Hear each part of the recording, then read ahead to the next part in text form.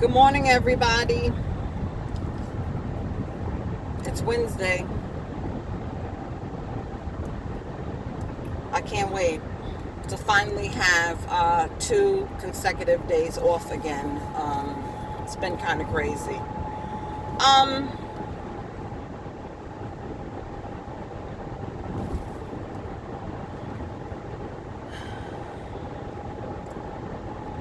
I'm kind of frustrated about the junior story.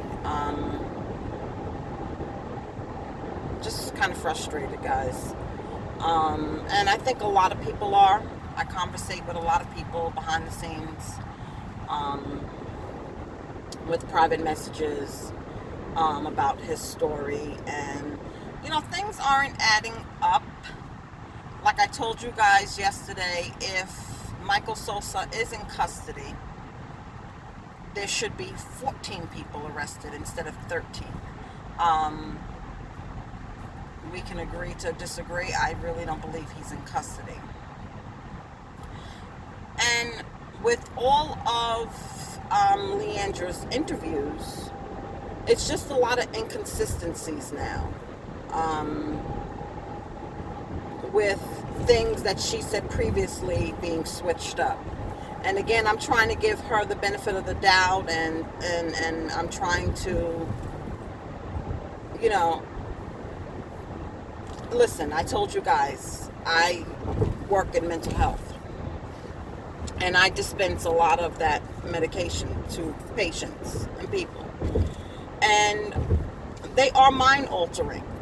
And I'm not saying that she's medicated. I'm saying, from my opinion, it appears in some of her interviews, from her facial expressions. And, a lot of people have said she seems empty, okay?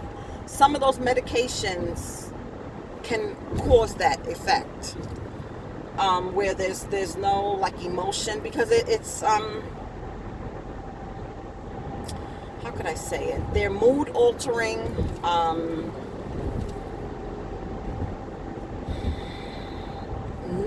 numbing, okay? Like, it can make you feel numb, but also what she went through can cause those things as well, okay? What she went through. Some people can be in shock, some people could be numb, some people could just not be there, okay? And in some of her interviews, that's what she appears to be, okay? Not there, empty, emotionless, because she is, a lot of people are saying that they never seen her cry and all this other thing. And this is not to bash Leandra. I'm just trying to make sense, okay? This is me, my opinions, not facts. I'm just trying to make sense of this. And I've spent a lot of time and many hours following this story. And if you would have told me that I would have been following it this long, I wouldn't have believed it myself. The problem I think people are having is just the different stories. I really feel like we're being mind fucked. I'm sorry. It's just, you just don't know what to believe. When you think about his injuries, okay, and I hate to watch that video. I really, if it gets played accidentally, when you click on something and they show a clip of it, I look away. I don't want to see that video. We were all caught by that video. But there's no way, I'm sorry, even with an adrenaline rush, okay, because your body goes into fight or flight in traumatic situations, okay? I don't think, he looked like he weighed maybe 120, 130. He wasn't a big kid, okay? Skinny. With all of those injuries, bodily injuries, okay, being stabbed multiple times in the torso, the machete hacked at the legs, with all of those injuries, I don't think he would have been able to stand much less run. Okay? Much less run. I always told you guys from the beginning the fatal injury was the neck wound. We all know that, okay? Somebody said on Witchy's Live last night that maybe this was a scare tactic gone wrong. Like they were only going to scare him. And then that idiot at the end just decides to slash his throat. Could that be possible? Yes, there's a lot of possibilities, okay? Because when I did look at the video again, with the machete, it didn't look like it was cutting into his skin. I'm sorry, it did not. It looked more like hitting him than cutting him. Which he had said that if you watch it in slow-mo, and I haven't had the courage to do that yet, there's a part where his shirt lifts up when he's rolling on the ground and there's no stab wounds, okay? I just, if this is a game, this is a horrible game, seriously. If this is to gauge, I really don't know what would be the purpose of this being a game. I really don't. There's people that have said from the beginning, and you always have those conspiracy theorists, even with every tragedy. From the beginning, I have heard that this was paid actors. Personally, I don't believe that. There's too many pictures of him growing up in the Bronx, of them in the city. I mean, you had to been planning this movie for a long time. I don't think that. There have been some that question that, is he really dead? There's a lot of questions out there. It's just because we have been told and lied to from the beginning, I feel. This 13th suspect who started out, they have him, why don't they show us? They have him on the surveillance camera running in the beginning, but he doesn't follow through with the chase, okay? So why did you lock him up? I'm not trying to be funny. Where are the rest of the people? If Leandra counted 17 people with the video surveillance from upstairs, why aren't you going after them? I don't buy it. I just think they're full of shit. And I have to tell you guys, the 12th suspect, the one who was on his way to Connecticut or was found in Connecticut, they're saying that he's a Latin king, and there's nothing that ties him to the Trinitarios. Apparently he has 2 cars, and he's a livery, I think, cab driver, and I think he's claiming he loaned his car to somebody. It's his registration that the cameras picked up. But there's no video of him placing him there, but his car or a similar car. I don't know. From what I could see on his social media, I don't think he was involved.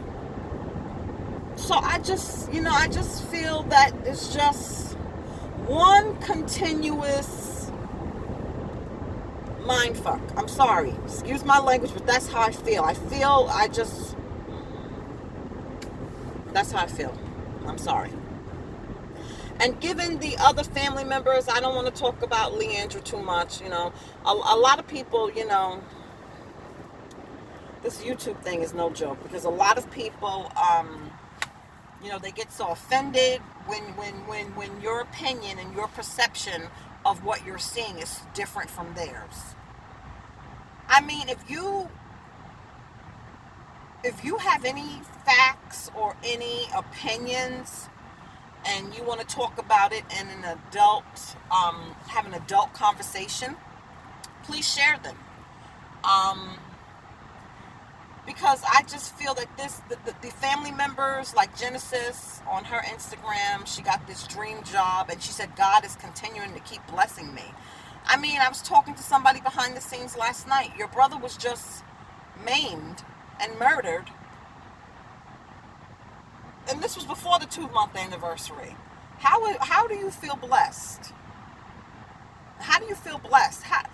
And like I shared with you guys before about the gifts and everything, I just like, how are you happy? Appreciative is one thing, but overjoyed and happy is another. I mean,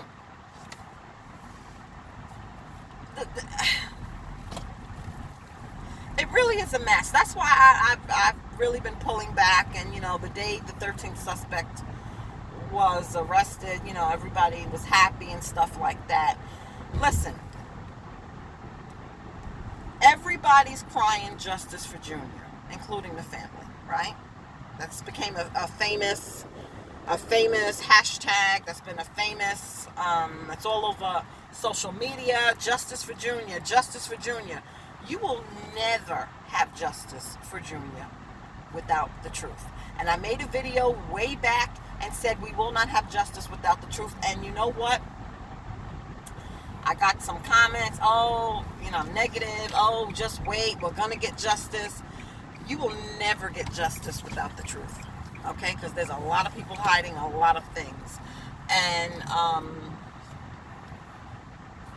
if you're not going to be honest, if Leandra knows more about her son, and somebody had mentioned that she doesn't want cameras in the courtroom, she's the one who requested that she didn't want cameras in the courtroom. I thought it was Jose Muniz, attorney, who said he didn't want cameras in the courtroom, okay? But this person said she was close to the family and spent time with the family, and it was the family that requested no cameras. Okay, fine, whatever. And if that's the case, why? Why no cameras? What are you hiding from the public? The public who has been so supportive, the public that has been so behind you, the public who has lost many hours of sleep, time from their families. What's going on? There will be no justice without the truth. So if we're not going to be told the truth, then there's no justice. I'm sorry. And this boy died for what? That's the only thing I want to know personally. I already know that he was set up, but why? And some people said, she doesn't want the truth to come out because maybe she feels she may lose support. If people find out that her son was indeed in a gang, she will lose support. And I have to be honest with you guys. I don't care if he was in a gang. I don't care if he was smoking weed, if he was drinking. I don't care about none of that, to be honest with you. That's unfortunately, like I shared with you guys, that's what teenagers are doing nowadays. And I don't criticize parents because my kids did some things that I know I did not teach them to do. Okay. Things that I didn't know that they were doing behind my back. So I'm not criticizing her there. He still didn't deserve to die like that. Okay. But I have to be honest with you guys. If I personally knew at the beginning of the story that he was in a gang and possibly this was payment for something. And like I said, I'm not saying his death was justified. I know I probably wouldn't have been so attached to this case. The way we were presented with this case is like this innocent kid who wanted to be a cop, honor roll student, set up and killed because of this alleged sex tape. That's the first version I heard. Then it was this innocent kid went to give somebody who was hungry $5, and the gang seen him and chased him down and killed him. That's the second version that I heard. How horrific is that? But if we would have heard a young man in a rival gang killed in the Bronx, I'm going to be honest with you.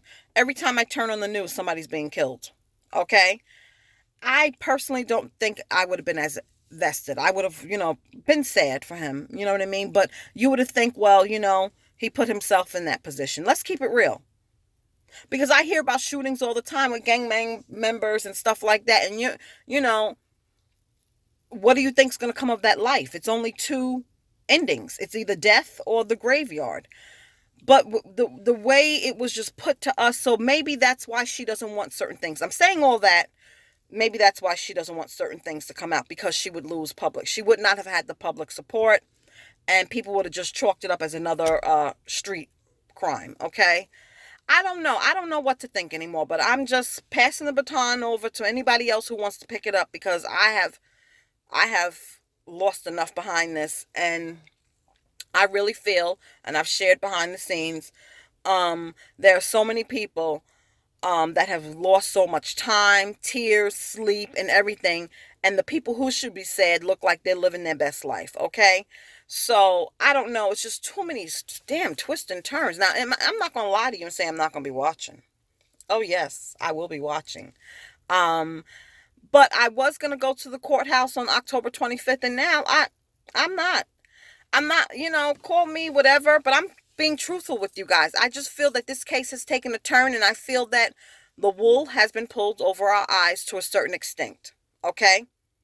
And I have missed a lot of time with family members, loved ones, focusing 24/7 on this case, and I'm done playing Scooby Doo.